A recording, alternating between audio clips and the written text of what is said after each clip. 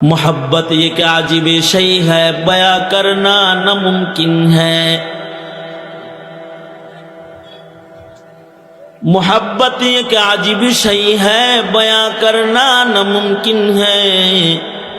न खाता है न पीता है, न जीता है न मरता है।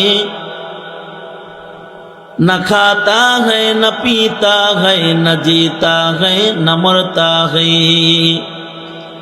मोहब्बत आश्चर्य একটা জিনিস।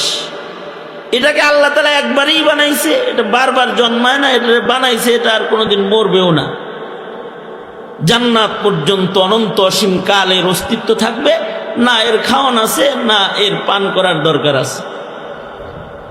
আজব একটা অলৌকিক সৃষ্টি মোহব্বত, যেটাকে আল্লাহ তাআলা বানাইছেন। আল্লামা শেখ সাদি রহমতুল্লাহ আলাইহি বড় সুন্দর করে বলছেন, মোহাব্বত বানায়া জিনিসটা যেহেতু আশ্চর্য আজীব সৃষ্টি, আল্লাহ তাআলা এই জিনিসটা নিজের জন্যই বেশি নিছেন। এটা বানানোর পরে 99 আল্লাহ তাআলা নিজেই দখল করছেন। 100 99 নিজের জন্য দখলে রেখে মাত্র এক অংশ 100 আল্লাহ তাআলা আবার 100 করেছেন। মোহাব্বতের 100 নিজের জন্য রেখেছেন, আর 1 মোহাব্বতকে আবার 100 করে এর সবচেয়ে বড় অংশটা আল্লাহ যাকে নিজে মোহাব্বত করেন তারে দান করেছেন, অর্থাৎ মুহাম্মাদুর রাসূলুল্লাহ সাল্লাল্লাহু আলাইহি ওয়াসাল্লামকে দান করেছেন। মানে আশ্চর্য সৃষ্টি, দামি এই মোহাব্বতের 100 মোহাব্বত নিজের জন্য রাখছেন, অবশিষ্ট 1 মোহাব্বতকে আবার 100 করে এর 99 হাবিবুল্লাহ আল্লাহ নিজেই যাকে ভালোবাসেন, যার প্রেমে নিজে পাগল, আল্লাহর দোস্ত মুহাম্মাদুর রাসূলুল্লাহ সাল্লাল্লাহু আলাইহি ওয়াসাল্লামকে আল্লাহ তাআলা সবচেয়ে বড় অংশ 99 মোহাব্বত আল্লাহ তাআলা দান করেছেন। এরপরে যে 1 জাররা 1 মোহাব্বত আছে, মোহাব্বতের 100 এইটুকুন মোহাব্বতকে আল্লাহ তাআলা আল্লাহ পাকের সকল মাখলুকাতের ভেতরে আল্লাহ তাআলা বন্টন করেছেন। ওই মোহাব্বতের একটা অংশ সাপকেও দান করেছেন।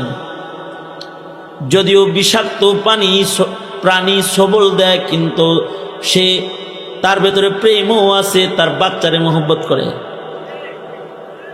এর ভেতরে একটা অংশ জঙ্গলের সিংহ হিংস্র বাঘকেও আল্লাহ তাআলা দান করেছেন, যে মোহাব্বতের কারণে বাঘ তার হিংস্রতা ভুলে তার সন্তানকে লালন পালন করে। বাঘ তার জোড়া বাঘিনীকে মোহাব্বত করে। এই মোহাব্বতের একটা অংশ আল্লাহ তাআলা সিংহকেও দান করেছেন, যে মোহাব্বতের কারণে সিংহ তার জাতি ভাই সিংহকে মোহাব্বত করে।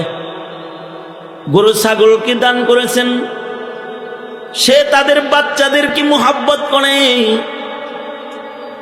এভাবে আল্লাহ তাআলা এই মোহাব্বত কুল কায়নাতের সকল সৃষ্টির ভেতরে আল্লাহ তাআলা বন্টন করেছেন। তার ভেতরে একটা অংশ মোহাব্বত আজরাইলকেও দান করেছেন। সবচেয়ে ছোট আজরাইলকে মোহাব্বতের হিস্সা দিয়া আবার জিগাইছেন, তোমার যে দিছিলাম একটু দানা পরিমাণ মোহাব্বত, ওইটা কখনো প্রকাশ হয়েছে নি তোমার? আজরাইল বলছে হয়েছে, ওইটাও আমি টের পাইছি। কখনো কখনো আপনি আমাকে মোহাব্বত দান করছেন, মোহাব্বত আমারও উথলাইছে। ওই মোহাব্বতের একটা হিস্সা আল্লাহ তাআলা পৃথিবীর সব বনি আদমকে দান করেছেন। বনি আদমকে মোহাব্বতটা দিয়া, মাখলুকাতকে মোহাব্বতটা দিয়া আল্লাহ তাআলা ইচ্ছে পোষণ করেছেন যে আমি যেই দামি মোহাব্বতটা আমার বান্দাকে দান করলাম, যার ৯৯ ভাগ আমি নিজের জন্য রাখলাম, আমার বান্দা এই মোহাব্বতটা কাউকে না দিয়া আমার বান্দা যেন মোহাব্বতটা দামি জিনিসটা যেন আমারে ফেরত দেয়, এইটা আল্লাহ পাক চাইলেন।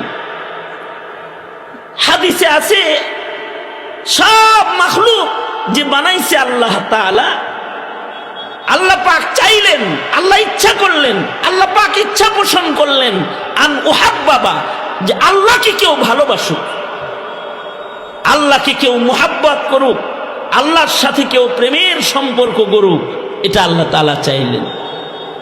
হাদিসে কুদসি আল্লাহ তাআলা বলেন ফাখালাকতুল খালকা, আমি মুহাব্বত বানিয়ে মুহাব্বত আমাকে কেউ করুক এটা আমি চেয়ে আমি এই মুহাব্বত পাওয়ার মাধ্যম হিসাবে সৃষ্টি কুলকে, সৃষ্টি জগৎকে বানালাম। ফাখালাকতুল খালকা, উদ্দেশ্য কি? আন উহাব্বাবা, যে এরা সবাই মিলে আমাকে ভালোবাসবে। এই আসমান জমিন, চাঁদ সূর্য গ্রহ নক্ষত্র যত মাখলুক আল্লাহর আছে, সবাইকে আল্লাহ তাআলা নির্দেশ করছেন তোরা আমারে ভালোবাসবি।